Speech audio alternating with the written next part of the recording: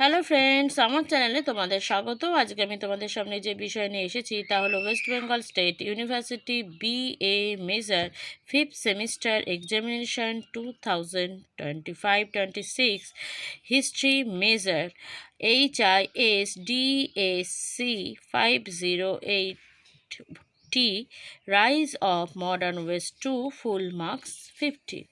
প্রথমেই গ্রুপ এ বিভাগ ক, এখান থেকে 5টি প্রশ্নের উত্তর দিতে হবে, মার্কস 2 করে রয়েছে। একের এ, ক্ষুদ্র বরফ যুগ কী ছিল?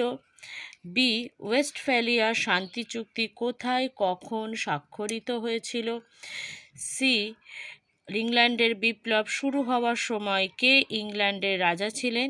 যে পার্লামেন্ট রাজা বিরোধিতা করেছিল তার নাম কি? ডি, ডিগার ও লেভেলার কারা ছিলেন?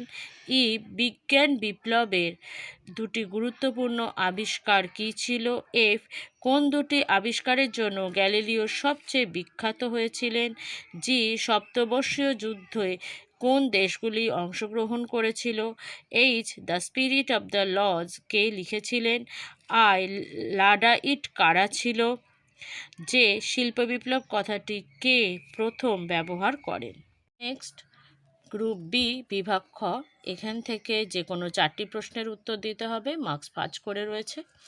2, সপ্তদশ শতকে ইউরোপে চরম রাজতন্ত্রগুলি রাজার চরম শাসনকে ন্যায্য প্রতিপন্ন করার জন্য কিভাবে ঐশ্বরিক অধিকারের তত্ত্বকে ব্যবহার করেছিল? 3, লক কিভাবে একটি আদর্শ সরকারের রূপরেখা সংজ্ঞায়িত করেছিল? 4, ইংল্যান্ডের ইতিহাসে একাদশ বর্ষে স্বৈর শাসন কী ছিল? 5, জেরার্ড উইনস্ট্যানলি কে ছিলেন? 6, আধুনিক বিজ্ঞানে কেপলারের অবদান আলোচনা করো।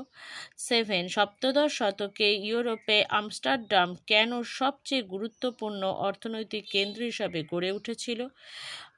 8, কার্ডিনাল রিশলু কে ছিলেন? 9, আমেরিকা স্বাধীনতা যুদ্ধের তাৎপর্য কী ছিল? 10, আদি শিল্পায়ন কি?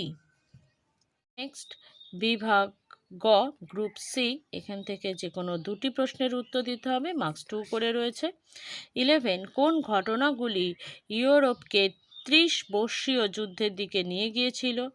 12, ইংল্যান্ডের বিপ্লবে পিউরিটানদের ভূমিকা আলোচনা করো। 13, সপ্তদশ শতকের বৈজ্ঞানিক সমিতি এবং আকাদেমিগুলি উত্থান আধুনিক বিজ্ঞানের প্রাতিষ্ঠানিক কাঠামোয় কতটা পরিবর্তন এনেছিল? 14, সপ্তদশ শতকে ইউরোপে ব্রিটিশ এবং ফরাসিরা কিভাবে স্পেনকে অগ্রবর্তী বাণিজ্যিক শক্তি হিসাবে প্রতিস্থাপিত করেছিল? 15, আমেরিকার বৈপ্লবিক যুদ্ধের 1775 থেকে 83 পটভূমি আলোচনা করো। বন্ধুরা, ভিডিও আমি আজকের মতো এখানেই শেষ করছি। তোমরা যারা এখনও আমার চ্যানেল সাবস্ক্রাইব করোনি বা আমার চ্যানেলে নতুন, তারা প্লিজ চ্যানেলটি সাবস্ক্রাইব করো আর সাবস্ক্রাইবের পাশে থাকা বেল আইকনটি ক্লিক করে অল বাটনটি ক্লিক করো, আর অবশ্যই লাইক আর শেয়ার করবে। Thank you.